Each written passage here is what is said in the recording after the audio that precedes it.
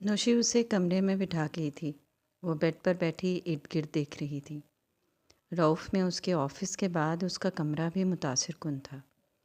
सादा मगर नफीस। ये भूरे ग्रे और सफ़ेद रंग के इम्तजाज वाला कमरा था। बैकग्राउंड के पीछे की दीवार पर भूरी ग्रे लकड़ी का काम था। बेड के बाईं तरफ पूरी दीवार में शीशे की खिड़की नस्ब थी, जिसके पर्दे ग्रे मखमल के थे। फर्श का पत्थर भी जिगजैग शक्ल में भूरे ग्रे और सफ़ेद रंग के मार्बल से बना हुआ था। एक तरफ दो सफ़ेद काउच थे। बेड के बिल्कुल सामने सफ़ेद दीवार पर एक बड़ी सी पेंटिंग लटक रही थी। चंद पल तो वो यूं ही मबहूत सी कमरे को देखती रही, लेकिन फिर अचानक अज़लान के ख्याल पर सर झटक कर अपने पर्स की तरफ मतवज्जो हुई।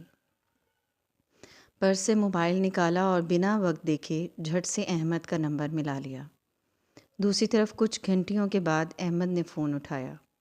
वो खुमार आलूदा लहजे में बोल रहा था, जिसकी परवाह किए बिना वो बेचैनी से मुस्तफसर थी। हेलो भाई, घर पहुंच गए हैं आप? हाला, क्या हुआ, सब ठीक है ना? जी सब ठीक है। मुझे अज़लान का बताएं, उसका बुखार उतरा? मेरी बात करवाएं उससे। हाँ फ़िक्र नहीं करो, अब बुखार नहीं है। दवा खाकर सो रहा है। सो भी गया? हाला, रात के 2 बज रहे हैं। अहमद के ऐसा कहने पर उसने दफ़तन बेड साइड मेज़ पर रखी घड़ी को देखा। 2:03 थे। उसे तो वक्त का पता ही नहीं चला। ओह, फिर तो आप भी सो रहे होंगे। सॉरी भाई, आप सो जाएं, मैं सुबह कॉल करूँगी। खाला से कहें उसका ख्याल रखे। मेरा पूछे तो कहिएगा कल मिलने आऊँगी। वो बेताबी से कह रही थी जब अहमद ने उसकी बात काटी। हाला, मैं अज़लान का बाप हूँ और मीरब उसकी माँ है। तुम फ़िक्र मत करो। तुम्हें अब अपने शौहर और बच्चे को देखना है। जी भाई। उसके लहजे में उदासी दर आई थी। अहमद ने फ़ोन बंद कर दिया था। वो धीरे से फ़ोन को वापस पर्स में रख रही थी और चेहरे पर उदासी थी जब कमरे का लॉक घूमा और दरवाज़ा खुला। वो फ़ौरन सीधी हो बैठी। न जाने क्यों दिल पूरी रफ्तार से लरज़ने लगा था। वो कमरे में दाखिल हुआ तो सादा से हुलिये में था। स्याह हुडी के नीचे वाइट टी शर्ट और गर्म ट्राउज़र पहने वो ऐसे कमरे में दाखिल हो रहा था जैसे कोई मामूल का दिन था। हाला को बेड पर बैठे देखकर वो चंद सेकंड के लिए रुका था, लेकिन फिर ट्राउज़र की जेबों में हाथ डाले आगे बढ़ा। चंद कदम के फासले को अबूर करने के बाद वो उसके करीब खड़ा था। हाला की झुकी पलकें खुद ब खुद लरज़ने लगी थीं। वो अजीब तरह से मुस्कुरा रहा था। तो मतलब आज जिस लड़की को उसने ब्राइडल रूम में भेजा था, हाला उसकी बातों में आ गई थी। तो ये है हाला की समझदारी। तुमने अब तक चेंज क्यों नहीं किया? उसका लहजा निहायत बेजार था। हाला ने चौंक कर ऊपर देखा। वो नाक भींचे नागवारी से देख रहा था। उठो, चेंज करो। ऑफिस नहीं था, लेकिन उसका अंदाज बिल्कुल वही था। फ़र्क सिर्फ आप से तुम तक आने का था। हाला ने ज़ब्त से सांस अंदर ऊंडेली और अपनी जगह से उठ खड़ी हुई और फ्रॉक को संभालती हुई अभी चंद कदम ही आगे बढ़ी थी जब फिर से उसकी आवाज़ पर कदम रुक गए। रुको। हाला रुख फेरे वहीं खड़ी थी। इधर आओ मेरे सामने। वो इतने रोब से दबा दबा घुराया था कि हाला ने आंखें ज़ोर से मींची और खोली, जैसे ज़ब्त के आखिरी दहाने पर हो, और फिर छोटे छोटे कदम उठाती वापस उसके सामने आ खड़ी हुई। चंद सेकंड यूं ही घूरते रहने के बाद दामीर ने अचानक हाथ बढ़ाया और उसकी बिंदिया को छुआ। वो जुज़्बुज़ सी होकर पलकें लरसाने लगी। तुम्हें मुझसे कितनी नफ़रत है, बताओ। लहजा निहायत गंभीर था, लेकिन सवाल निहायत अजीब। हाला को एकदम से आज वाली लड़की की बातें याद आने लगीं। एक पल के लिए खौफ ने घेरा। वो यूं अजीब सा सवाल क्यों कर रहा था? बिंदिया को छोड़कर अब वो कान के झुमके को छू रहा था। हाला ने बमुश्किल निगाहें उठाईं। اس کے لبوں پر استحاضیہ مسکراہٹ تھی، لیکن آنکھیں بے تاثر تھیں۔ مجھے کیوں ہوگی نفرت؟ حالہ نے بامشکل خوف پر قابو پا کر الٹا سوال کیا۔ تم ڈر کیوں رہی ہو؟ اب اسے کیا بتاتی کہ اس کے ذہن میں کیا کچھ چل رہا ہے۔ جس لڑکی نے ہمیشہ ایک پیار کرنے والے بھائی اور پھر محبت کرنے والے شوہر کو دیکھا ہو، اس کے سامنے جب ایسا شخص کھڑا ہو جس کے بارے میں عجیب و غریب باتیں مشہور ہوں اور وہ یہ بھی جانتا ہو کہ وہ اس سے کتنی نفرت کرتی تھی، تو ہاتھوں کی یہ لغزش معمولی بات تھی۔ تو یہ ہے وہ حالہ، بہادر، سمجھدار اور خوددار۔ تم کہتی ہو تم مجھ سے نہیں ڈرتی ہو، تو پھر یہ کیا ہے؟ دامیر نے اس کے کانپتے ہاتھ کو اوپر اٹھایا تو جیسے حالہ کو عجیب طرح سے ذلت کے احساس نے آن گھیرا۔ مصطفیٰ کے ساتھ وہ پہلی رات ذہن کے پردوں پر لہرانے لگی، جب وہ خود کو دنیا کی ایسی خوش قسمت لڑکی سمجھ رہی تھی جس سے کوئی اتنی محبت کرتا تھا کہ ساری رات اس سے وفا کے وعدے نبھاتا رہا۔ اور ایک یہ رات تھی جب بدقسمتی سے وہ دامیر رؤف کی بیوی بنی اس کے تضحک امیز جملے سن رہی تھی۔ بولو حالہ، تم مجھ سے اتنی نفرت کرنے کے باوجود آج میرے کمرے میں میری بیوی کے روپ میں کیوں کھڑی ہو؟ اور یہ مشرقی بیویوں کی طرح ڈر سہم کر کیا ثابت کر رہی ہو؟ وہ استحاضیہ مسکراہٹ سے جائے پوچھ رہا تھا۔ ہاتھ پر گرفت عجیب طرح سے مضبوط ہو رہی تھی۔ حالہ نے ضبط سے آنکھیں بند کی، وہ مزید اپنے ڈر کو اپنی تذلیل پر حاوی ہونے نہیں دے سکتی تھی۔ آپ مجھے پریشان کر رہے ہیں اور کچھ نہیں ہے۔ میں نہ ڈری ہوئی ہوں اور نہ ہی کمزور ہوں، حالہ نے ہاتھ چھڑانے کی صحیح کرتے ہوئے کہا اور پھر تڑپ کر جھکی پلکیں اٹھائیں۔ نگاہیں اس کی تمسخر اڑاتی آنکھوں سے جا ٹکرائی تھیں اور ہاتھ پر بڑھتی گرفت اب تکلیف میں بدل رہی تھی۔ کوئی دھیرے سے اس کے کان میں کہہ رہا تھا، یاد رکھو تم مجھ سے ڈرتی نہیں ہو۔ پھر اگلے ہی پل اس نے خود کو غصے سے بولتے سنا، ہاں میں مجبور ہوں، لیکن اس کا مطلب یہ ہرگز نہیں ہے کہ آپ مجھ سے اس طرح کا سلوک روا رکھیں۔ چھوڑیں میرا ہاتھ۔ اس کا لہجہ سپاٹ اور اونچا تھا اور وہ مسلسل اپنے ہاتھ کو دامیر کی گرفت سے آزاد کروا رہی تھی۔ میں بھی مجبور نہیں، تو ابھی اور اسی وقت یہی ہاتھ سے گھسیٹ کر تمہیں اپنے کمرے سے باہر نکال دیتا ہوں۔ نہیں نکال سکتے، یہ میرا بھی کمرہ ہے۔ دامیر نے ایک جھٹکا دیا تھا اور وہ لڑکھڑا کر قریب ہوئی۔ دامیر کا چہرہ اب بہت قریب تھا۔ بھول رہی ہو شاید، چلو میں یاد کروا دیتا ہوں۔ تم کانٹریکٹ پیپر پر سائن کر چکی ہو اور اس کے مطابق تمہیں جتنا عرصہ یہاں رہنا ہے میری ہر بات ماننا ہوگی۔ اس کا دل خوف سے لرز رہا تھا، لیکن کوئی تھا جو اس کی ہمت بنا ہوا تھا، شاید نینتارا۔ میرے نزدیک اس کانٹریکٹ پیپر سے زیادہ اس نکاح نامے کی اہمیت ہے جس پر دستخط کرنے کے بعد میں اس مقدس رشتے میں بندھی ہوں۔ آپ کے لیے بھلے یہ 7 سال کا رشتہ ہو، لیکن میرے گھر سے مجھے ہمیشہ ہمیشہ کے لیے رخصت کیا گیا ہے۔ نین آنٹی سے جا کر پوچھیے، انہوں نے مجھے خود کہا تھا وہ محض ایک کاغذ کا ٹکڑا ہے، میرے رشتے کی بنیاد نہیں۔ اس کی آواز ہلکی سی لغزش کا شکار ہوئی تھی، جس سے صاف ظاہر تھا وہ ڈر پر قابو پائے ہوئے ہے، لیکن سامنے بھی دامیر تھا جسے زیر کرنا آتا تھا۔ تو یہ مت سمجھو اگر میں ان کی ضد پر شادی کر سکتا ہوں تو ان کے ڈر سے یہ رشتہ بھی اپنے اصولوں سے ہٹ کر نبھاؤں گا، اور مجھے یقین ہے ایک نہ ایک دن تمہاری اصلیت موم کے سامنے ہوگی، وہی اصلیت جو میں جانتا ہوں۔ تم خودداری اور سمجھداری کا صرف ڈھونگ کر رہی ہو۔ وہ غرایا تھا۔ حالہ کا دل ایک لمحے کے لیے لرزا۔ میں اگر موم کی ضد کے آگے مجبور نہیں ہوتا تو کبھی یہ حقیقت جاننے کے باوجود تم سے شادی نہ کرتا کہ تم مجھ سے کتنی نفرت کرتی ہو، اور اس نفرت کے باوجود میری ہی کمپنی میں ملازم تھی۔ اسٹیج پر وہ پیسے لیتے ہوئے تمہاری نفرت کہاں تھی؟ نفرت نفرت، وہ تو ایک ہی بات کو پکڑ کر بیٹھ گیا تھا۔ حالانکہ گلے میں آنسوؤں کا گولا سا اٹکنے لگا جس سے بامشکل وہ نگل سکی۔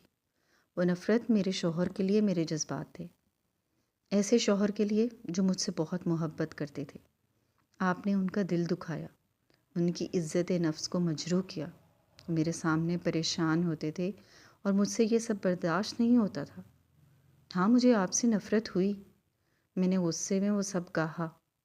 میری جگہ کوئی بھی باوفا بیوی ہوتی وہی یہی سب کرتی، لیکن آپ یہ سب نہیں سمجھیں گے۔ دامیر اب بالکل خاموش تھا، جیسے کوئی بت ہو۔ اس کے چند الفاظ نے اس کے منہ پر ایسا تماچا مارا تھا جس کی تکلیف روح تک اتر گئی تھی، اور وہ الفاظ اب اس کے ذہن میں ہتھوڑے کی طرح برس رہے تھے۔ میری جگہ کوئی بھی باوفا بیوی ہوتی یہی سب کرتی، لیکن آپ یہ سب نہیں سمجھیں گے۔ اسے اپنے سامنے کھڑی حالہ سے کبھی اتنی نفرت محسوس نہیں ہوئی تھی جتنی اس لمحے ہو رہی تھی۔ حالہ نے ایک زور کے جھٹکے کے ساتھ ہاتھ چھڑوایا۔ سفید ہاتھ اب سرخ ہو رہا تھا۔ مصطفیٰ کے ذکر نے اس کا رہا سہا ضبط بھی ختم کر دیا، اور اس سے پہلے کہ آنکھوں میں اٹکے آنسو گالوں پر بہہ جاتے، وہ تیزی سے اس کے پہلو سے نکلتی ڈریسنگ روم کی طرف بڑھی۔ دامیر وہیں کھڑا تھا اور وقت کہیں بہت پیچھے، بہت دور جا رہا تھا۔ لندن کی شفاف سڑک پر سفید چہرے اور سنہری بالوں والی وہ 16 سالہ لڑکی ایک ہاتھ سے سیاہ چھتری کو تھامے اور دوسرے ہاتھ سے اس کا گریبان تھامے چیخ رہی تھی، اور تیز بارش دونوں کو بھگو رہی تھی۔ دام، تم ایک پتھر دل انسان ہو۔ تم جو لوگوں کو اپنا وقت بھی پیسوں میں بیچتے ہو، تم کسی کے سچے جذبات کیا سمجھو گے؟ وہ اس کے سامنے بے تاثر چہرہ لیے کھڑا تھا، بالکل ایسے جیسے اب بت بنا کھڑا تھا۔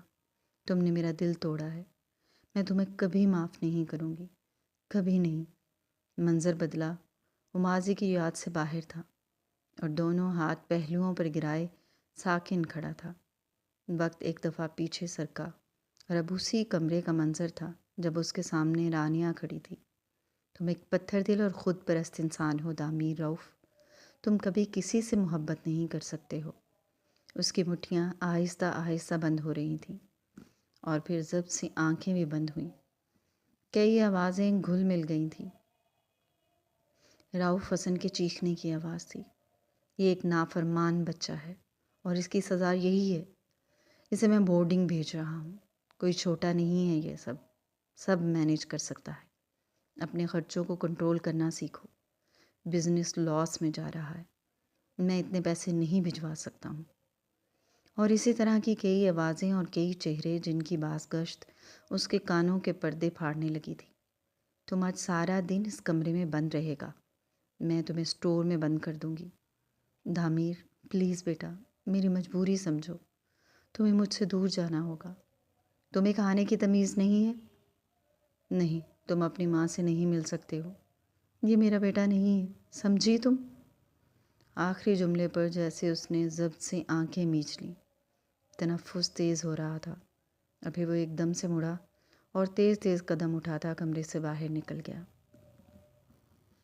یہ دلاور منزل کے لان کا منظر تھا۔ رات کے اس آخری پہر خنکی بڑھ گئی تھی، مگر لان میں لگی کرسیوں میں سے ایک پر بیٹھی وہ سلگ رہی تھی۔ ٹراؤزر اور ٹی شرٹ پر لانگ جرسی پہنے رانیہ دلاور دونوں ہاتھوں کی مٹھیوں پر چہرہ ٹکائے اور نگاہیں کسی غیر مرئی نقطے پر جمائے کسی گہری سوچ میں غرق تھی۔ دامیر کی شادی کی خبر آگ کی طرح پورے شہر میں پھیلی تھی۔ ہر طرف ان کی باتیں ہو رہی تھیں، تصویریں بانٹی اور پوسٹ کی جا رہی تھیں۔ سفید سوٹ میں دلہن بنی وہ حسین لڑکی اس کے دل پر سانپ کی طرح لوٹ رہی تھی۔ تارا کا وہ فاتح چہرہ اور دامیر کا سفید شیروانی میں لپٹا خوبرو وجود اسے انگاروں کی لپٹیں لگ رہا تھا۔ اسے اپنا سارا غصہ اقسم کے کان بھرنے میں نکالا تھا۔ روزی اسے پل پل کی خبر دے رہی تھی۔ اقسم نے اس کے سمجھانے پر حالہ کو بے عزت کیا تھا اور قبول کرنے سے انکار کر دیا تھا، لیکن اس کے دل کو اس سب سے سکون نہیں ملا تھا۔ وہ تڑپ رہی تھی، کڑ رہی تھی، دل چاہ رہا تھا سب کچھ تہس نہس کر دے۔ وہ یوں ہی انگاروں پر لوٹ رہی تھی جب پاس سے آواز سنائی دی، اٹھو رانیہ بیٹا، سردی بڑھ رہی ہے۔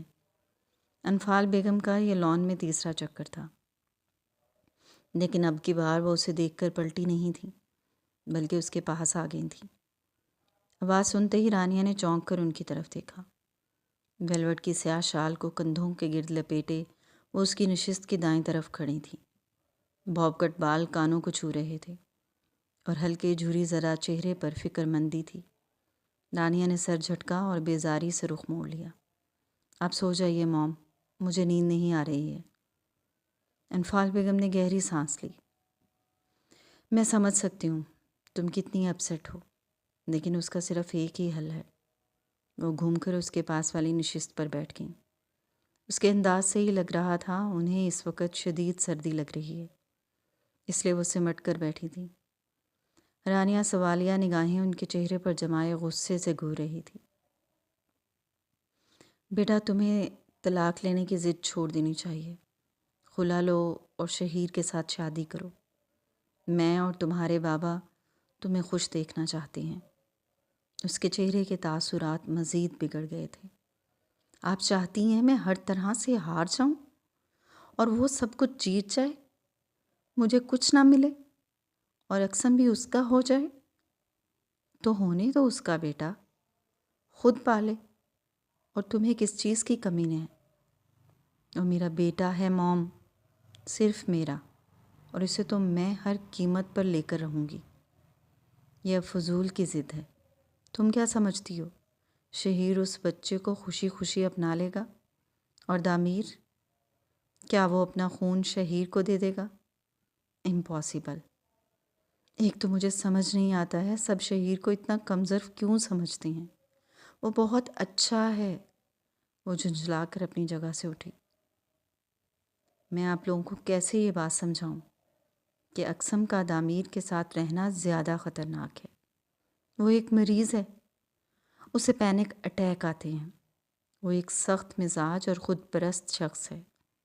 وہ کسی سے محبت نہیں کر سکتا ہے، مگر وہ اپنی ماں سے محبت کرتا ہے۔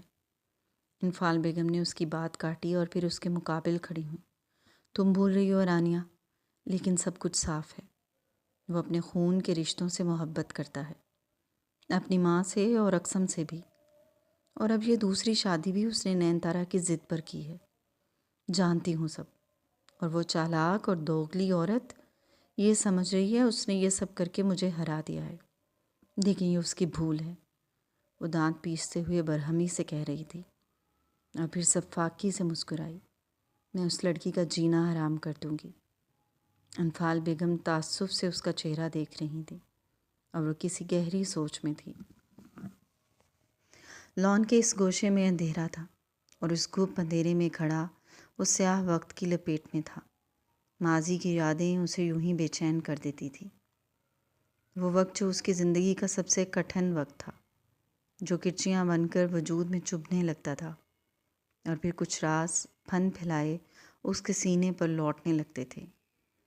ہر اس شخص کی یاد آنے لگتی تھی جو اس کے لیے باعث تکلیف تھا، اور شاید اب ان میں ایک اور اضافہ ہو چکا تھا۔ حالہ اس کی زندگی کا ایک اور مشکل اور اذیت ناک باب ثابت ہونے والی تھی۔ مجھے اسے تلاش کرنا ہے۔ 20 سالہ دبلا پتلا دامیر فون ہاتھ میں تھامے چیخ رہا تھا۔ آنکھیں سرخ تھیں اور بال بکھرے ہوئے تھے۔ دوسری طرف سے کانپتی ہوئی نسوانی آواز ابھری۔ کوئی فائدہ نہیں، کچھ حاصل نہیں ہوگا۔ آپ کو نہیں ہوگا لیکن مجھے ہوگا۔ آپ کا رشتہ نہیں رہا لیکن میرا رشتہ ہے اور ابد تک رہے گا۔ انہیں اگر بھنک بھی پڑی تو بہت ناراض ہوں گے۔ مجھے اس سے سوال کرنا ہے، بہت سے سوال، جن کے جواب میرے اندر کی بے چینی کو سکون دیں گے۔ مجھے تلاش کرنا ہے۔ گڑھے مردے مت اکھاڑو، اپنے ساتھ میری زندگی میں مشکل کرو گے۔ تم جانتے ہو وہ کتنا ناراض ہوں گے۔ ہاں میں جانتا ہوں، لیکن مجھے اب ان کے غصے اور ناراضگی کی پرواہ نہیں۔ کیا میری پرواہ بھی نہیں؟ بولو۔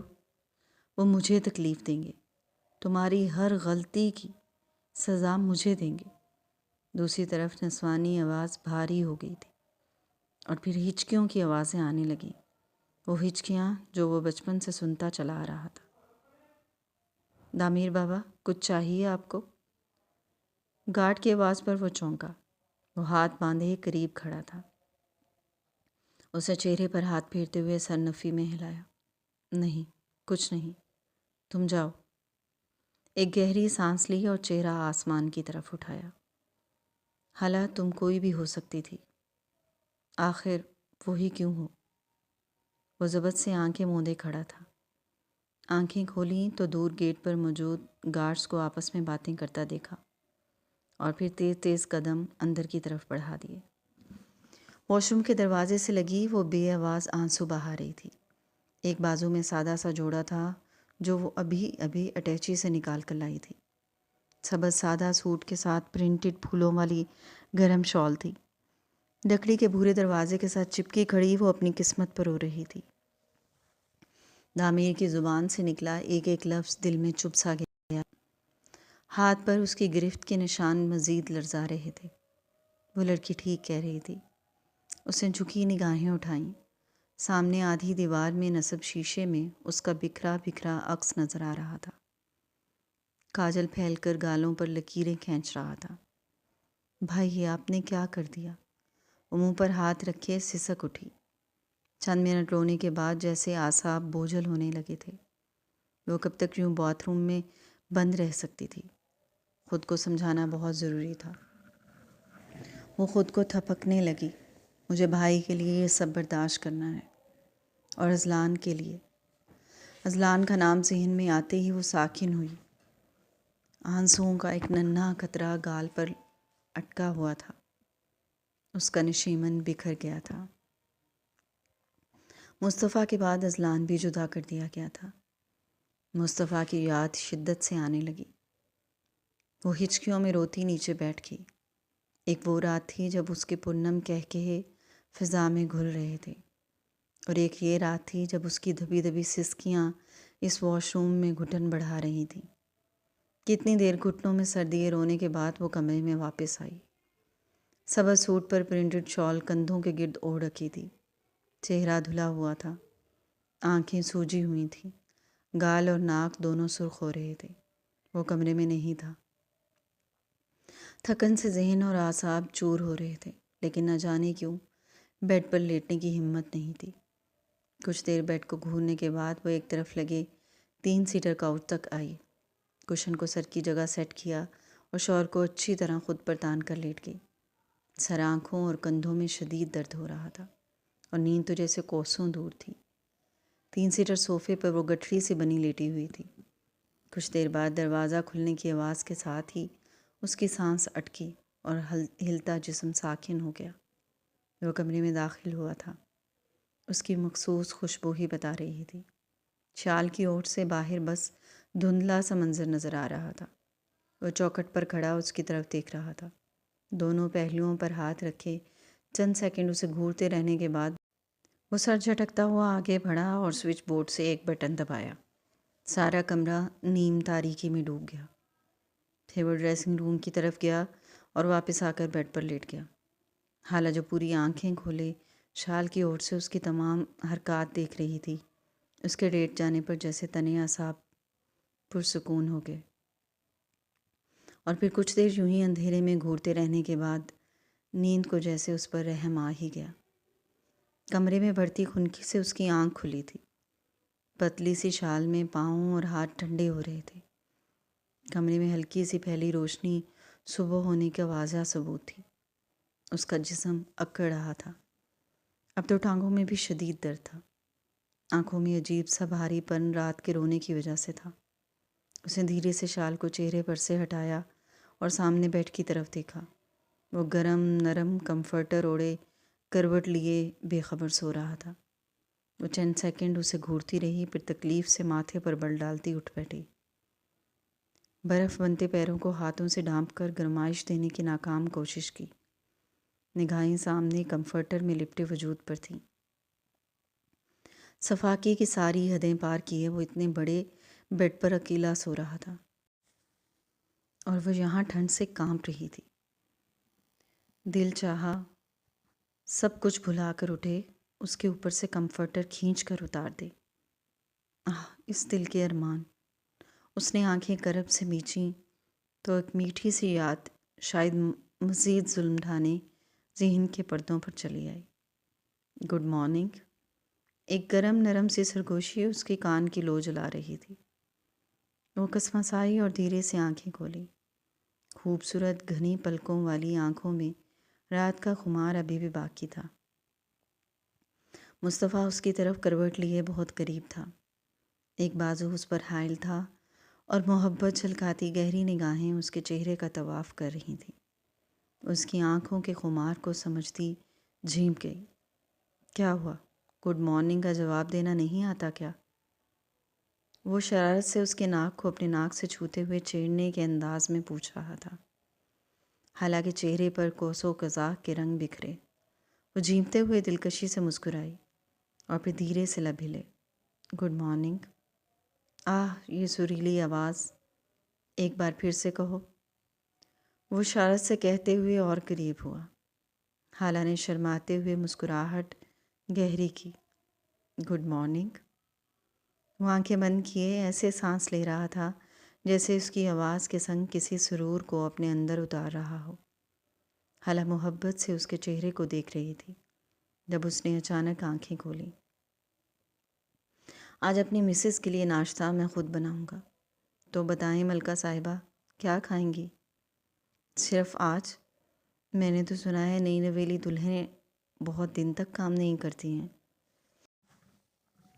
وہ نچلے لب کو دانتوں میں دبائے کچھ لجاجت اور شرارت بھرے لہجے میں مستفسر تھی۔ اوہو، میں تو سمجھ رہا تھا میری حالہ اپنی صورت کی طرح بہت بھولی ہے، لیکن جناب تو سب جانتی ہیں۔ جی، اچھے سے جانتی ہوں، یہ سب 4 دن کے چونچلے ہیں۔ ارے، تمہیں ایسا لگتا ہے؟ مصطفیٰ نے مصنوعی خفگی سے آنکھیں سکوڑی۔ ہاں، بالکل۔ حالہ نے لب بھینچ کر شرارت سے سر کو اس بات میں ہلایا۔ نہیں جی، ایسا بالکل نہیں ہے۔ ماں بدولت ساری عمر آپ کو یوں ہی چاہیں گے۔ آپ بوڑھی بھی ہو جائیں گی تو آپ کو یوں ہی صبح اٹھاؤں گا۔ وہ شریر انداز میں کہتا اور قریب ہوا تو حالہ کھلکھلا کر ہنس دی۔ وہ کاؤچ پر سمٹی بیٹھی تھی اور در و دیوار کہکہے لگا رہی تھیں۔ اسے زور سے آنکھیں میچ کر سر جھٹکا۔ کیوں آخر کیوں؟ وہ مصطفیٰ کا موازنہ دامیر سے کر رہی تھی۔ یہ سات یادیں کیوں دل کو مزید بوجھل کرنے آ رہی تھیں۔ یہ شادی کسی بھی طرح اس شادی سے میل نہیں کھاتی تھی۔ پھر کیوں ہر اس پل کی یاد آ رہی تھی؟ وہ اداسی سے گھٹنے سمیٹتی ان پر چہرہ ٹکائے سوچ رہی تھی۔ نگاہیں اب بھی دامیر پر تھیں۔ اس کی پیشانی پر سلوٹیں گہری ہو رہی تھیں۔ رات کی ساری باتیں پھر سے دماغ میں گھومنے لگیں۔ ایک سرد آگ کہیں اندر ہی معدوم ہو گئی۔ وہ آہستگی سے اپنی جگہ پر سے اٹھی تو پہلا خیال موبائل کا آیا۔ وہ بیٹھ کے اسی اطرافی میز پر رکھا ہوا تھا جس طرف اب دامیر سو رہا تھا۔ وہ دبے پاؤں اس تک پہنچتی اور آہستگی سے میز پر سے موبائل اٹھایا۔ سب سے پہلے وقت پر نظر گئی۔ صبح کے 7 بج رہے تھے۔ وہ یوں ہی چلتی واپس کاؤچ پر آ گئی۔ انگلیاں اب اسکرین پر چل رہی تھیں۔ احمد بھائی کی مس کالز تھیں۔ اس نے سر اٹھا کر ارد گرد دیکھا۔ کمرے میں ایک اور دروازہ بھی تھا اور شاید وہ ٹیرس میں کھلتا تھا۔ وہ لبوں کو بھینچے دروازے کی طرف دیکھ رہی تھی اور پھر چند سیکنڈ کے بعد وہ باہر ٹیرس پر تھی۔ یک ہوا نے بے رحمی سے استقبال کیا تھا۔ وہ شال کو اچھی طرح اپنے گرد لپیٹتی چند قدم آگے بڑھی۔ احمد کو فون ملانے کے بعد اس طرح بھی سے لب کچل رہی تھی جب تیسری گھنٹی پر فون اٹھا لیا گیا۔ السلام علیکم بھائی۔ وعلیکم السلام۔ کیسی ہو گڑیا؟ دوسری طرف بھائی کا لہجہ ہمیشہ کی طرح فکر مندی لیے ہوئے تھا۔ وہ پھیکا سا مسکرائی۔ میں ٹھیک ہوں بھائی۔ اور دامیر؟ وہ ایک دم سے خاموش ہوئی۔ گلے میں آنسوؤں کا گولا سا اٹکا جسے وہ ضبط سے نیچے دھکیل گئی۔ وہ بھی ٹھیک ہیں، ابھی سو رہے ہیں۔ ہمیشہ خوش رہو، میری دعائیں تمہارے ساتھ ہیں۔ دراصل میں فون اس لیے کر رہا تھا کہ میں نے رات بیگم نین تارا سے ناشتے کا پوچھا تو انہوں نے سختی سے منع کر دیا تھا، مگر میں چاہتا تھا تم بھی ایک دفعہ بتا دیتی کیا کرنا ہے تو بتاؤ۔ وہ جھجکتے ہوئے پوچھ رہے تھے، وہی جھجک جو ایک امیر اور غریب کے درمیان ازل سے ہے اور شاید ہمیشہ رہے گی۔ بھائی، ان تکلفات کی ضرورت نہیں ہے، یہ لوگ ہم سے بہت الگ ہیں۔ اگر انہوں نے منع کر دیا تھا تو پھر رہنے دیں۔ آپ بتائیں گھر میں سب ٹھیک ہیں؟ وہ ان کو شرمندگی سے بچانے کے لیے موضوع بدل گئی تھی۔ سب ٹھیک ہیں، اللہ کا شکر ہے۔ تم چکر لگاؤ گی نا آج؟ ایک دم سے دل کو جیسے کسی نے دبوچ لیا تھا۔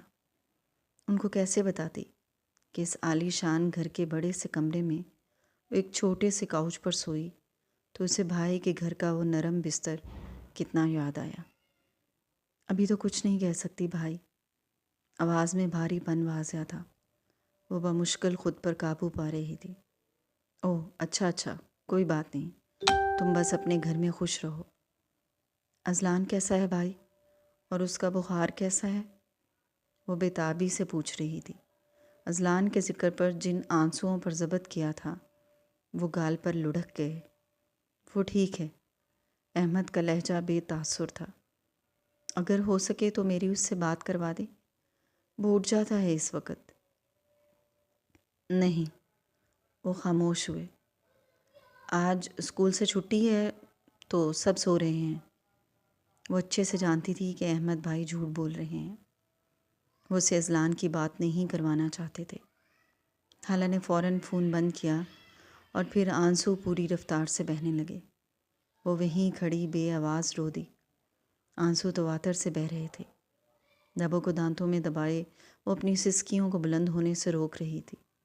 پھر جیسے ایک خیال آتے ہی جھٹکے سے مڑی۔ وہ نینترا کے کمرے میں صوفے پر بیٹھی تھی۔ یہ بیڈ سے ملحقہ سٹنگ لاؤنج تھا جہاں صوفے لگے تھے۔ پورا کمرہ کسی سویٹ کے برابر تھا۔ نینترا کچھ دیر پہلے ہی بیڈ ٹی لینے کے بعد اب لان میں جانے کے لیے تیار تھیں۔ سلیقے سے بال بنائے، کندھے پر شال ڈالے اور ہلکا سا میک اپ کیے وہ ہمیشہ کی طرح نہایت سوبر لگ رہی تھی۔ وہ ہر صبح 8 بجے تازہ ہوا کے لیے لان میں جاتی تھیں، مگر آج حالہ کے کمرے میں آ جانے سے وہ رک گئیں۔ انہیں حالہ کچھ پریشان دکھائی دی تو ہاتھ کے اشارے سے نوشی کو باہر جانے کا کہا اور خود ویل چیئر گھسیٹتی اس کے پاس آ گئیں۔ چند سیکنڈ کی خاموشی کے بعد حالہ نے جھجکتے ہوئے بات شروع کی۔ مجھے کچھ دیر کے لیے گھر جانا تھا، کیا میں جا سکتی ہوں؟ نینتارا اس کے چہرے کو باغور دیکھ رہی تھی، ایسے جیسے اس کے چہرے سے رات کی آپ بیتی پڑ رہی ہوں۔ اس کی بات پر گہری سانس اندر انڈیلتی ہوئی سیدھی ہوئی اور دونوں ہاتھوں کو آپس میں مسلا۔ حالہ تمہیں اس کے لیے میری اجازت لینے کی ضرورت نہیں ہے، لیکن وہ خاموش ہوئیں۔ حالہ دم سادھے ان کی طرف متوجہ تھی۔ تمہیں میرے بجائے دامیر سے اجازت لینی چاہیے۔ دراصل میں چاہتی ہوں تم رانیہ جیسی کوئی بھی غلطی نہ دہراؤ۔ تم اس سے پوچھو گی یا اسے کہو گی تو اپنی ذمہ داریوں کو سمجھے گا۔ حالانکہ آنکھوں کی جوت بجھنے لگی۔ وہ بے یقینی سے ان کی طرف دیکھ رہی تھی۔ تم سمجھ رہی ہو نا؟ جی، اسے اپنی آواز کہیں دور سے آتی ہوئی سنائی دی۔ وہ اسے کیسے حق سے بات کرے گی؟ دل کی الجھن بڑھ گئی۔ مجھے لگتا ہے تم اسے بدل سکتی ہو۔ وہ سب کر سکتی ہو جو رانیہ نے نہیں کیا تھا۔ اس نے کچھ بھی سنوارنے کے بجائے سب بگاڑ دیا۔ اس نے میرے بیٹے کو ایک نیا درد دیا۔ وہ بہت امید سے حالہ کی طرف دیکھ رہی تھیں، جس کے بجھے بجھے چہرے سے صاف ظاہر تھا وہ پہلی ہی رات میں ہار مان چکی ہے۔ حالہ، مجھے تم سے بہت سی امیدیں ہیں۔ تم اس کے ساتھ ساتھ اقسم کو بہت پیار اور توجہ دو گی تو وہ یہ تسلیم کرے گا کہ تمہارا اس کی زندگی میں آنا غیر اہم نہیں ہے، اور مجھے یقین ہے ایک دن وہ تم سے محبت کرنے لگے گا۔ ظالم دنیا اور اس کی بے حس سوچ، وہ مجھ سے محبت کرنے لگے گا، مطلب میں کیا چاہتی ہوں وہ کوئی معنی نہیں رکھتا۔ اس کے دل میں درد کی ٹیسیں اٹھ رہی تھیں اور چہرے پر اداسی پھیل رہی تھی۔ تم کچھ بولو، تم بول سکتی ہو حالہ۔ نینتارا کا لہجہ نرم تھا۔ ان کی آنکھوں میں بے چینی تھی، ایسی بے چینی جو کسی بھی ایسے شخص کی آنکھوں میں ہوتی ہے جو کوئی تجربہ کرے اور پھر اسے کامیاب دیکھنا چاہتا ہو۔ حالہ نے ایک جھٹکے سے چہرہ اوپر اٹھایا اور ان کی آنکھوں میں دیکھا۔ میں صرف اتنا ہی کہوں گی کہ آپ نے میرے ساتھ اور اپنے اس پاگل بیٹے کے ساتھ اچھا نہیں کیا۔ اس کا لہجہ سپاٹ اور سرد تھا۔ وہ غصے میں اپنی جگہ سے اٹھی اور دروازے کی طرف بڑھی۔ نینترا بیگم نے اسے پکارا، خالہ۔ اس نے دھاڑ سے دروازہ مارا اور یہ خیال بھگ سے اڑ گیا۔ وہ وہیں صوفے پر اسی حالت میں بیٹھی تھی اور نینترا کی آواز سنائی دے رہی تھی، خالہ کچھ بولو۔ ہاں۔ وہ چونکی۔ جو خیال آیا تھا اس کے لیے ہمت اور پشت پناہی کی ضرورت ہوتی ہے، اور وہ یہ کہہ کر آخر کہاں جائے گی؟ کیا بھائی کے گھر، جہاں سب اسے ہمیشہ ہمیشہ کے لیے رخصت کر چکے ہیں، جہاں سب اس رشتے سے اپنے حالات سنوارنے کی امیدیں لگائے ہوئے ہیں؟ تمہیں کچھ کہنا ہو اس بارے میں؟ نینترا کی آواز پھر سے سنائی دی۔ وہ دھیرے سے نفی میں سر ہلا گئی اور پھر جیسے کچھ نگلتے ہوئے بولی، نہیں، کچھ نہیں۔ آپ جو کہہ رہی ہیں میں اس پر عمل کروں گی۔ گڈ۔ تم دامیر سے کہو وہ تمہیں تمہارے بھائی کے گھر لے جائے۔ وہ تھوڑا سخت مزاج ہے، مگر وہ بات مان لیتا ہے۔ اسے سمجھو گی تو سب آسان ہو جائے گا۔ کیا یہ آپ انہیں نہیں کہہ سکتی؟ مجھے لگتا ہے وہ آپ کی بات مانیں گے۔ مجھے انہیں سمجھنے کے لیے تھوڑا وقت درکار ہے۔ مجھے لگا تم اسے سمجھتی ہو۔ یہ کیوں لگا آپ کو؟ خالہ نے بھویں سکیڑیں، ماتھے پر سلوٹیں تھیں۔ بس تم ایسی ہو کہ مجھے لگا تم ہر انسان کو سمجھنے کی صلاحیت رکھتی ہو۔ وہ محبت سے دیکھتے ہوئے مسکرا رہی تھیں۔ آفس کے باس ہونے اور شوہر ہونے میں بہت فرق ہوتا ہے۔ مجھے اس رشتے کو قبول کرنے میں تھوڑا وقت چاہیے۔ اس چاہیے ہوئے وقت کو کوشش کرنا مت چھوڑنا۔ وقت کو ڈھیل نہیں دینی چاہیے۔ ہر سیکنڈ اہم ہے۔ کیا پتہ کسی ایک لمحے میں تم بہت آگے چلی جاؤ۔ وہ بہت ٹھہر ٹھہر کر سمجھانے والے انداز میں کہہ رہی تھیں۔ حالانکہ وہ پرسرار سی لگیں۔ وہ ایک دم سے گہری سانس خارج کرتی ہوئی مسکرائیں۔ خیر، آج میں اسے کہہ دیتی ہوں کہ تمہیں تمہارے گھر لے جائے، مگر حالہ تمہیں اب یہاں زیادہ توجہ دینی چاہیے۔ اگر تم یوں ہی اذلان سے ملنے جاتی رہی تو وہ تمہیں کیسے بھول پائے گا؟ بھول؟ اس کے سینے میں جیسے بھاری پن محسوس ہوا۔ وہ اسے کیسے بھولے گی؟ یہ کوئی کیوں نہیں سوچتا؟ جی۔ یہ آنسوؤں کا گولا تھا جو بمشکل گلے سے اترا تھا۔ وہ ضبط کے آخری دہانے پر تھی۔ اب تم جاؤ، دامیر اٹھنے والا ہوگا۔ تمہیں اس کے اٹھنے سے پہلے فریش ہونا چاہیے۔ اس کے چھوٹے چھوٹے کام کرنا، جیسے کہ بیڈ ٹی سرو کرنا، اس کی ٹائی کی نوٹ لگانا، کوٹ پہنانا، یہ سب شوہر کو قریب کرتا ہے۔ تمہیں یہ سب کرنے کی کوشش آج سے ہی کرنی چاہیے۔ خالہ کو لگا وہ اب مزید یہاں بیٹھی تو شاید دم گھٹنے لگے گا، اس لیے فوراً اپنی جگہ سے اٹھ کھڑی ہوئی۔ جی، سپاٹ چہرے کے ساتھ حامی بھری اور پھر تیزی سے قدم دروازے کی طرف بڑھا دیے۔ نینترا کی پرسوچ نگاہیں اس پر جمی تھیں۔ وہ کمرے میں واپس آئی تو دامیر بیڈ پر موجود نہیں تھا اور واش روم سے شاور لینے کی آواز آ رہی تھی۔ نینترا کی باتوں نے اس کے سر کو گھما دیا تھا۔ وہ سر تھامے سنگل کاؤچ پر بیٹھ گئی۔ ذہن میں دامیر اور نینترا کی باتیں گڈ مڈ ہو رہی تھیں۔ وہ جھنجھلا کر لب کو چلنے لگی، ایسے جیسے فیصلہ نہ کر پا رہی ہو۔ اضطرابی کیفیت میں دائیں ٹانگ مسلسل ہل رہی تھی۔ آخر کرے تو کیا کرے؟ اس نے بے دلی سے موبائل اٹھایا تو سویرا کا پیغام جگمگا رہا تھا۔ ایک پیاری سی لڑکی کو نئی زندگی کی صبح مبارک۔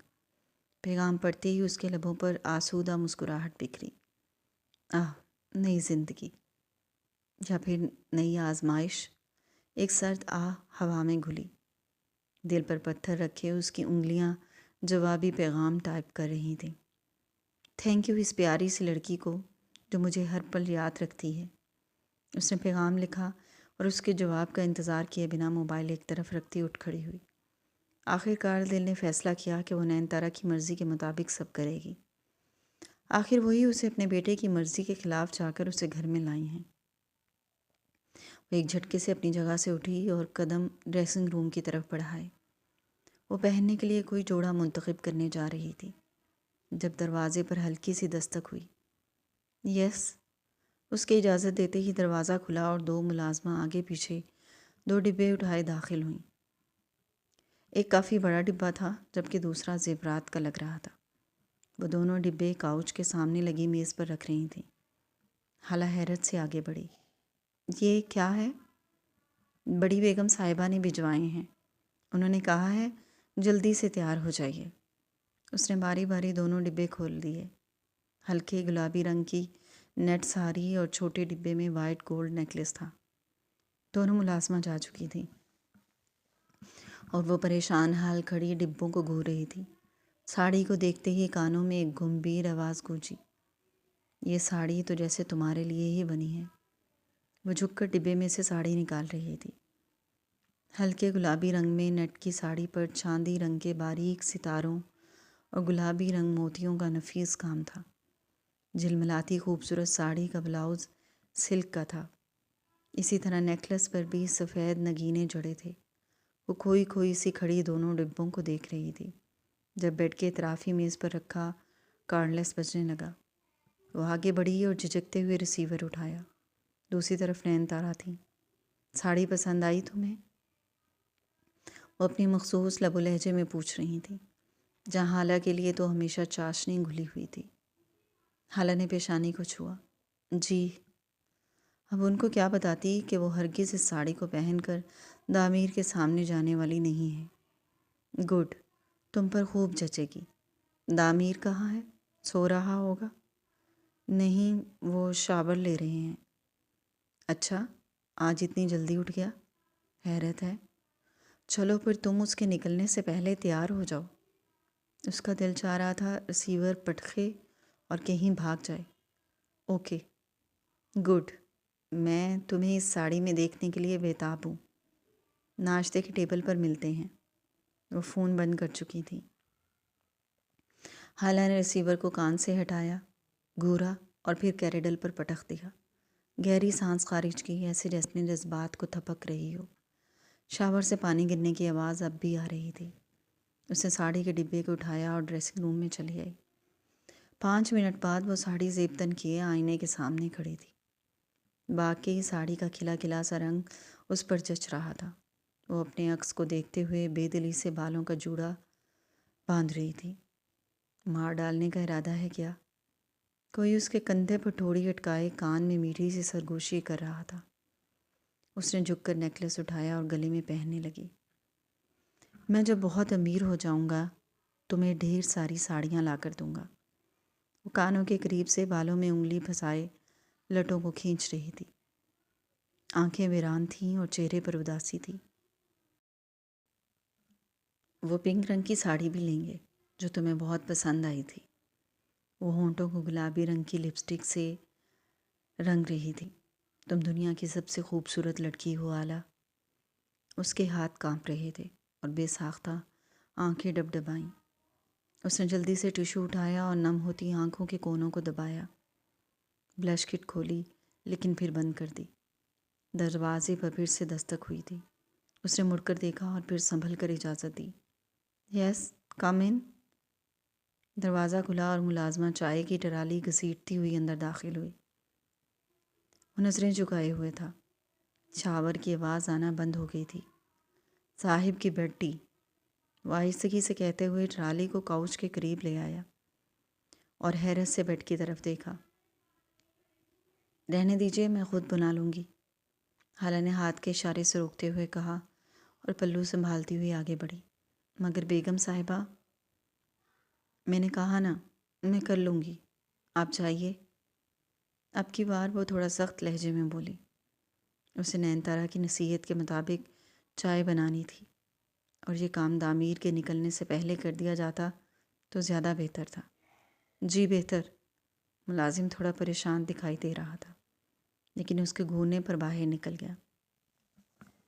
یقیناً وہ تعمیر سے ڈر رہا ہوگا، اس نے دل میں سوچا۔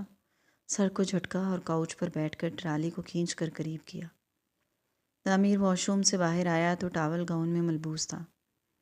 اور ایک ٹاول سے بال خشک کر رہا تھا۔ قدم ڈریسنگ روم سے باہر نکلے تو حالہ پر نظر پڑتے ہی تھم گئے۔ وہ بنی سنوری چائے کے کپ میں چمچ چلا رہی تھی۔ اس کی موجودگی اور خود پر جمی نگاہوں کے احساس سے حالہ کی جھکی پلکیں لرزیں، لیکن وہ مسلسل چائے میں چمچ چلاتی رہی۔ دامیر نے سختی سے لب بھینچے اور واپس مڑ گیا۔ اس نے چوری سے لرزتی پلکیں اٹھائیں اور پھر سے اسے کمرے میں نہ پا کر سیدھی ہو بیٹھی۔ یہ لیں آپ کی چائے۔ نہیں، ایسے ٹھیک نہیں۔ اسے ذہن کو جھٹکا۔ بالوں کی لٹوں کو چھوتے ہوئے ماتھے پر پرسوچ لکیریں ڈالیں۔ یہ چائے ہے آپ کی۔ اس نے تصور میں خود کو چائے کا کپ دامیر کے سامنے کرتا دیکھا۔ اف، سب کتنا مشکل تھا۔ اس نے روحان سی صورت بنائی ڈریسنگ روم کی طرف دیکھا، اور ابھی وہ یوں ہی منہ بسورے گردن ڈھلکائے دیکھ رہی تھی جب وہیں سے دامیر باہر نکلا۔ وہ سٹپٹا کر سیدھی ہوئی۔ وہ گرے پینٹ پر آسمانی رنگ کی شرٹ پہنے کف کے بٹن لگاتا ہوا باہر آیا تھا۔ بال بکھرے ہوئے تھے، کالر ابھی فولڈ نہیں ہوئے تھے۔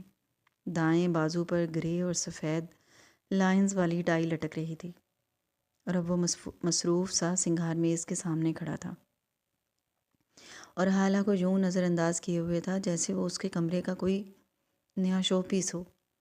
حالہ نے دھیرے سے چائے کے کپ کو پرچ پر رکھا اور ساڑی سنبھالتی ہوئی اٹھ کھڑی ہوئی۔ پرچ کو احتیاط سے اٹھایا، پھر دھیرے دھیرے قدم اٹھاتی قریب آئی۔ یہ چائے، بہت مدھم آواز تھی۔ دامیر نے کالر کو درست کرتے ہوئے ایک ابرو اچکائے اس کی طرف دیکھا۔ چند سیکنڈ نگاہ اس کے چہرے پر ٹھہری رہی۔ اس چائے کو کیا کہتے ہیں جانتی ہو؟ تیکھے لہجے اور استحاضیہ مسکراہٹ سجائے پوچھا گیا۔ حالہ نے اچنبھے سے اس کی طرف دیکھا۔ پیشانی پر ہلکے سے شکن ابھرے۔ Bed T? تو کیا میں اس وقت بیڈ پر ہوں؟ حالہ کو لگا وہ زمین میں گڑ جائے گی۔ جلدی سے ہاتھ پیچھے کھینچا۔ دامیر کے لبوں پر تلخ مسکراہٹ ابھری، اور اب وہ تعسف کے انداز میں سرنفی میں ہلا رہا تھا، لیکن حالہ کو انداز تمسخر اڑاتا ہوا لگا۔ اوہ، تو ملازم اسے یہی بتانا چاہ رہا تھا۔ وہ تیزی سے پلٹی، چائے کو واپس ٹرالی میں رکھ کر خود کو کوستی پھر سے کاؤچ پر بیٹھ گئی اور خونخوار نگاہوں سے دامیر کو گھورنے لگی، جس کے لبوں پر تمسخر اڑاتی مسکراہٹ تھی۔ وہ پھر سے ڈریسنگ روم کی طرف بڑھا اور پھر نکلا تو ہاتھ میں کوٹ تھا۔ حالہ کے کانوں میں آواز گونجی، اسے کوٹ پہنانا۔ وہ بس اپنی جگہ پر بیٹھی رہی۔ وہ اب ٹائی کی نوٹ درست کر رہا تھا اور نین تارا کی آواز پھر سے گونج رہی تھی۔ اس نے دھیرے سے پہلو بدلا۔ مجھے کوئی ضرورت نہیں ہے ایسا سب کرنے کی، الٹا اپنی ہی انسلٹ کرواؤں گی۔ دل سے آواز آئی۔ وہ پلٹا اور چند قدم چل کر میز کے پاس آیا۔ حالانکہ سانس ساکن ہوئی۔ وہ جھک کر اپنا لیپ ٹاپ بیگ سمیٹ رہا تھا۔ حالہ مضطرب سی گود میں رکھے ہاتھوں کی انگلیوں کو پسائے ہوئے تھی۔ وہ لیپ ٹاپ لیے سیدھے ہوا، اس پر نگاہ جمائی اور پھر پیشانی پر بل پڑ گئے۔ بات سنو۔ اس کے سپاٹ اور سخت لہجے پر حالہ نے میکانکی انداز میں سر اوپر اٹھایا۔ یہ جو تم نے پہن رکھا ہے، کیا یہ ڈریس آفس کوڈ کے مطابق ہے؟ حالہ نے نگاہیں جھکا کر خود کا جائزہ لیا اور پھر نگاہیں اوپر نہیں اٹھائیں۔ چینج کرو انہیں، اور آج اس سب تماشے کا پہلا دن تھا، اس لیے معاف کر رہا ہوں۔ آئندہ تم اپنے وقت پر آفس نہیں پہنچی ہوئی تو فائر کر دوں گا۔ سخت تنبیہ کے انداز میں کہا اور لیپ ٹاپ اٹھائے باہر نکل گیا۔ اف، گال تپنے لگے تھے۔ ایک پل کے لیے تو حالہ کو کچھ سمجھ نہیں آیا، لیکن پھر جلدی سے موبائل اٹھا کر نین تارا کا نمبر ملایا۔ نوشی نے حیرت سے فون پر حالہ کے نام کو دیکھا اور پھر نین تارا کے قریب ہوئی۔ حالہ کا فون ہے۔ دوسری طرف وہ بھی حیران ہوئی اور پھر فون تھام لیا۔ وہ اس وقت لاؤنج میں بیٹھی تھیں اور کچھ دور ڈائننگ ہال پر ناشتے کی میز سج رہی تھی۔ ہیلو حالہ، کیا ہوا بیٹا؟ دوسری طرف حالہ کے بولنے کی آواز آ رہی تھی۔ نین تارا نگاہیں سکوڑے سامنے دیکھ رہی تھیں، جہاں دامیر زینے اترتا ہوا نیچے آ رہا تھا، اور پھر انہوں نے اس کو پوری بات سننے کے بعد جیسے تعصب سے سردہ بھری۔ نہیں، تم ساڑی تبدیل نہیں کرو گی۔ ایسے ہی نیچے آ جاؤ، میں اسے پوچھتی ہوں۔ ان کے چہرے کے تاثرات سخت ہو گئے۔ دامیر عجلت بھرے انداز میں ان کے سامنے کھڑا تھا۔ ہاتھ میں موبائل تھا جس پر سر جھکائے وہ جلدی سے کچھ ٹائپ کر رہا تھا۔ گڈ مارننگ، ناشتہ لگوائیے جلدی۔ گڈ مارننگ، نینتارا نے خفگی سے جواب دیا اور پھر نوشی کو ناشتہ لگوانے کا اشارہ کرتے ہوئے اس کی طرف متوجہ ہوئی۔ تم اوپر حالہ سے کیا کہہ کر آئے ہو؟ کہ آفس چلنا ہے، کپڑے چینج کرے؟ اسے موبائل پر سے سر اٹھایا۔ چلنا ہے تو نہیں کہا، وہ الگ آئے گی، کسی بھی ڈرائیور کی ڈیوٹی لگا دیں۔ میں نے اس کی چھٹی منسوخ کر دی ہے، وہ کندھے اچکاتا دو ٹوک لہجے میں جواب دے کر پھر سے موبائل پر کچھ ٹائپ کرنے لگا۔ نینتارا کی پیشانی پر شکن گہرے ہوئے۔ شادی کا دوسرا دن ہے، وہ آج آفس کیوں جائے گی بھلا؟ اور تم بھی کیوں جا رہے ہو؟ اس کے ساتھ وقت گزارو، باتیں کرو، کہیں گھومنے چلے جاؤ۔ اسے موبائل جیب میں رکھا اور ایک ہاتھ جیب میں ڈالتے ہوئے گہری آنکھوں کو سکوڑا۔ آپ ایک کام کیوں نہیں کرتی؟ کسی کٹ پتلی کی طرح میری ٹانگیں اور بازو داغوں سے باندھ دیجیے اور پھر جیسے دل چاہے ویسے نچائیں۔ آپ نے مجھ سے کہا شادی کرنی ہے، میں نے شادی کر لی، لیکن اب مزید آگے کچھ نہیں کر سکتا میں۔ وہ بات ختم کرتے ہی آگے بڑھا اور کچھ دور ہاتھ باندھے کھڑے صابر کے پاس سے گزرتے ہوئے روب سے حکم دیا، گاڑی نکلواؤ۔ نینتارا صوفے پر اور حالہ زینے کی وسط میں کھڑی اسے جاتا ہوا دیکھ رہی تھی۔ نینتارا کی نگاہ حالہ پر پڑی تو ایک لمحے کے لیے شرمندہ سی ہوئی، لیکن اگلے ہی پل مسکرا دی۔ وہ ہونکوں کی طرح زینے اتر کر نینتارا کے سامنے کھڑی تھی۔ ماشاءاللہ، بے حد حسین لگ رہی ہو۔ ناشتہ کرو، پھر میں ڈرائیور سے کہتی ہوں تمہیں گھر لے جائے۔